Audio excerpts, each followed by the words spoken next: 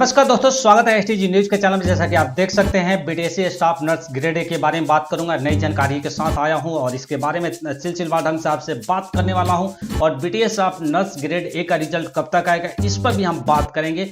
आप इस वीडियो के साथ बने रहिए। हाँ, एक चीज और है कि अभी तक इस चैनल को आपने सब्सक्राइब नहीं किया तो सब्सक्राइब कर लीजिए और बेल आइकन को जरूर प्रेस कर लीजिएगा।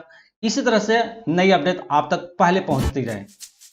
यहाँ पर सबसे पहले मैं बात करने वाला हूँ कि बीटीएससी स्टाफ में जितने भी नर्स हैं, क्या उनकी नौकरी हो जाएगी, इसके बारे में मैं बात करूंगा। जो हमारे पास कमेंट बॉक्स में जो आप लोगों का कमेंट आया था उसके अकॉर्डिंग मैं बात कर रहा हूँ।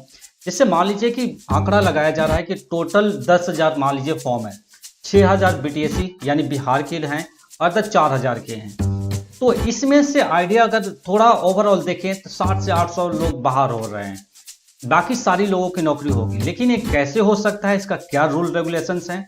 तो सबसे पहले बात करते हैं कि बीटीएससी से पहले पूछा जाएगा कि बीटीएससी बताइए कि आपके पास कितनी वैकेंसी है और कितने फॉर्म हैं। तो बीटीएससी बताएगा कि भाई हमारे पास इतने फॉर्म हैं। एग्जाम्पल के तौर पर जैसे कि 6,000 बिहार के हैं, अदर स्टेट की मैं बात करूँ तो 3,130 लोग हैं, 800 लोग बाहर होंगे। तो इस केस में क्या जो कैटेगरीज को जो सीट है वो खाली रहेगी, ये सबसे बड़ा सवाल है कि जो एसटी के जो नीचे की तबके के लोग हैं, क्या उनकी सीटें खाली रहेगी, तो क्या उनको सीटों को जनरल को दे दी जाएगी कि नहीं दे दी जाएगी। ये सबसे बड़ी बात सोचने वाली है। अगर दे दी जाती है तो तकरीबन नौकरी सभी का होगा, 8 से 700 लोग, उसका भी मैं जवाब दूंगा कि उनकी भी नौकरी कैसे हो सकती है। पहले आप ये देखिए कि ये हो क्या सकता है, क्या पावर है। तो बीटीएससी पहले बात करेगा हेल्थ डिपार्टमेंट से। हेल्थ डिपार्टमेंट से कहेगा कि देखिए जी, हमारे पास इतने फॉर्म हैं कि अगर आप कैटेगरीज वाइज लेना चाहते हैं तो बाकी लोग बाहर हो जाएंगे। सीधी सीधी बात है। तो इस केस में जो है कि वो बात करेंगी राज्य सरकार से। राज्य सरकार के पास पावर होती है, राज्य सरकार इस पर अपना डिसीजन से लेगी कि क्या करना है, सभी को लेना है, क्या करना है।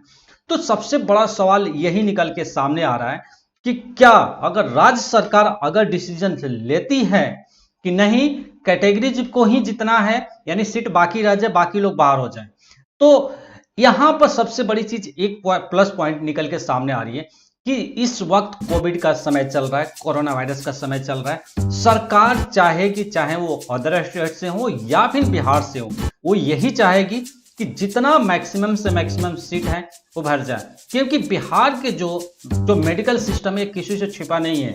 कई बार खबरें में आ गई है कि हॉस्पिटल में के बेड पर कुत्ता सो रहा है, बिल्ली वहां घूम रही है, यानी पूरे तरीके से मीडिया ने उसको खोल कर रख दिया है। तो सरकार के ऊपर प्रेशर है, इलेक्शन भी होने वाले हैं नवंबर में, तो सरकार के ऊपर बहुत सारे प्रेशर हैं। तो सरकार यहाँ चाहेगी कि अपने मेडिकल सिस्टम को अच्छा प्रूव करके एक अच्छे तरीके से ऑडियंस के बीच में जाकर एक मैसेज दे कि हमने मेडिकल सिस्टम को दुरुस्त किया है, यानी ठीक किया है, जिससे कि जनता उसके साथ अट्रैक्ट हो।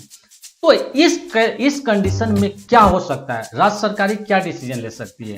राज्य सरकार के पास से पावर होती है कि जैसे कि जो सीटें, मान लीजिए कि जो नीचे कैटेगरीज के जो सीटें हैं, एसटी का जो सीटें हैं, वहां पर जो खाली सीट है उसको जनरल में अलॉट कर दी जाए, यानी वो सीट खाली ना रहे। तो कुछ लोग कहेंगे कि सर ये तो जनरल, जैसे ओबीसी जो है कैटेगरीज का वो हो रहा है, कैटेगरीज में नौकरी उनको मिल गई, लेकिन उनकी भाई उनका कैटेगरीज का जॉब दूसरे को दे दी जाती है, तो एक गलत है ना।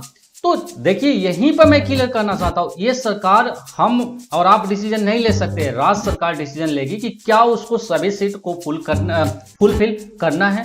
अगर सभी को सीट फुलफिल करना है तो ऑब्वियस सी बात है कि अगर फुल करना है, अगर इलेक्शन के बीच आपको जाकर अच्छा मैसेज देना है लोगों के बीच, तो आपको सीट फुल करना पड़ेगा। इसलिए कि बिहार की आबादी 11 करोड़ है और लोग माइग्रेट वहां से प्रवासी मजदूर भी अगर आए हैं, तो यहाँ पर देखिए कि तादाद बढ़ रही है कोरोना को लेकर। कोरोना इतना आसानी से भी जाने वाला नहीं है कि WHO ने कहा कि हो सकता है कि हमारी लाइफ का पार्ट बन जाए। तो सरकार तो चाहेगी ना कि हमारा मेडिकल सिस्टम जो है स्ट्रांग रहे। तो जब मेडिकल सिस्टम स्ट्रांग रहेगा तभी तो वो लोगों के बीच जा सकते हैं। तो सरकार के ऊपर डबल प्रेशर है।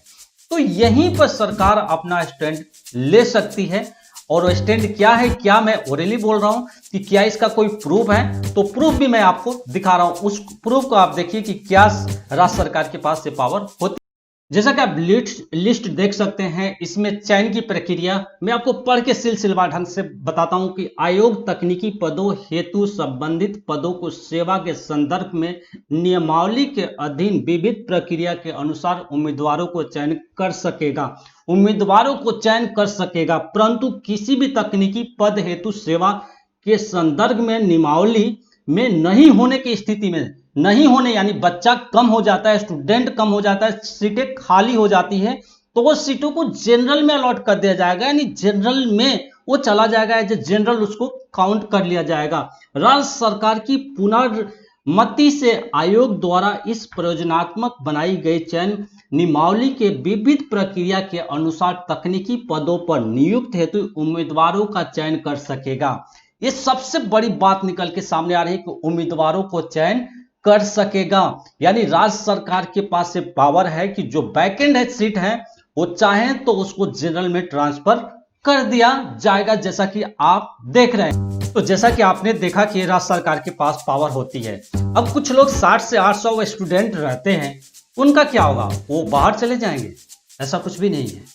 राज्य सरकार फिर वही काम करेगी, बीटीएससी बताएगी स्वास्थ्य मंत्रालय को, स्वास्थ्य मंत्रालय राज्य सरकार को बताएगी कि सर इतने बच्चे आउट हो रहे हैं। अगर राज्य सरकार चाहती है कि उस सीटों को 800 जो कैंडिडेट है उनको भी फुलफिल कर ले, इसलिए कि इस समय कोरोना का माहौल चल रहा है, मेडिकल सिस्टम खराब है, तो इस स्थिति में 800 स्टूडेंट को भी लिया जा सकता है।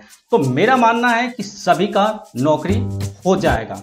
एक चीज और बताऊंगा, इसी के बीच कई दलालों का फोन आ रहा है, जैसा कि आपने देखा होगा, बहुत अच्छे तरीके से बात करते हैं, बहुत स्वीट बात करते हैं, जैसा कि दुनिया के इकोनॉमिस्ट वही हैं, सीतारामन वही हैं, कहते हैं कि इकोनॉमिक्स खराब है इंडिया की, बिहार की, इसलिए 50% का सिलेक्शन होगा।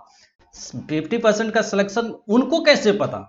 स्वास्थ्य मंत्रालय का कोई बयान नहीं आया, राज्य मंत्री का कोई बयान नहीं आया, तो इनको कैसे पता? ये पूरी बात बताते हैं कि रेपो रेट, अभी रेपो रेट का रेट कम कर दिया गया। आपको पता है रेपो रेट क्या होती है, जैसा कि कॉल रिकॉर्डिंग में आपने सुना होगा।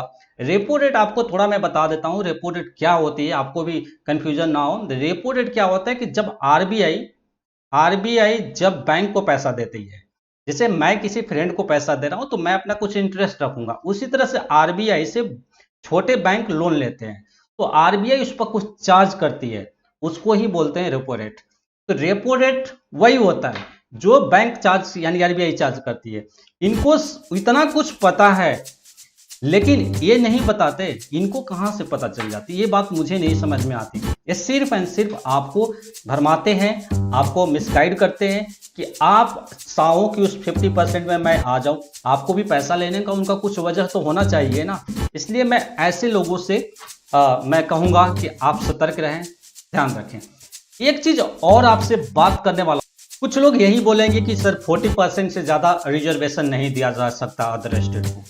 देखिए ऐसा कुछ नहीं है, ऐसा कुछ नहीं है। राज्य सरकार के पास पावर है, वो चाहे तो इसको मॉडिफाई कर सकती है, क्योंकि उसको अभी स्टाफ को जरूरत है, उसको नर्स की जरूरत है, डॉक्टर की जरूरत है। बात करते हैं रिजल्ट कब तक आएगा, ये चीज मैं आप लोगों के ऊपर छोड़ता हूं, इसलिए कि आप लोग कमेंट बॉक्स में बताइए कि जो मैंने नंबर दिया था उस नंबर पर आप लोगों ने कॉल किया, क्या रिस्पॉन्स रहा। मुझे जैसा लगता है कि जून में रिजल्ट आ जाए, या फर्स्ट वीक में आ जाए, सेकेंड वीक में आ जाए, थर्ड वीक या फोर्थ वीक में, लेकिन जून में रिजल्ट पक्का आएगा, जैसा कि मेरा अंदेशा है। आप लोगों से मैं जरूर ये पूछूंगा कि आप लोग ने कितने लोगों ने कॉल किया और पता किया कि कब तक रिजल्ट आएगा।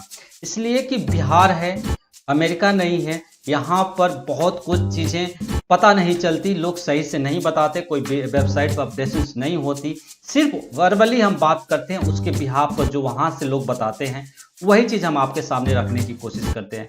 तो रिजल्ट के बारे में यही कहूंगा कि आपको जून में कभी भी आ सकता है। तो आपको ये वीडियो कैसी लगी? अगर अच्छी लगी तो आप इसे अपने फ्रेंड को जरूर शेयर कीजिएगा। वक्त हो गया है विदा लेने का। देश दुनिया के तमाम खबरों के लिए बने रहिए STG न्यूज चैनल के साथ। अगर आप YouTube पर देख रहे हैं तो इस चैनल को सब्सक्राइब कीजिए, अगर Facebook पर देख रहे हैं तो इस पेज को लाइक कीजिए। धन्यवाद।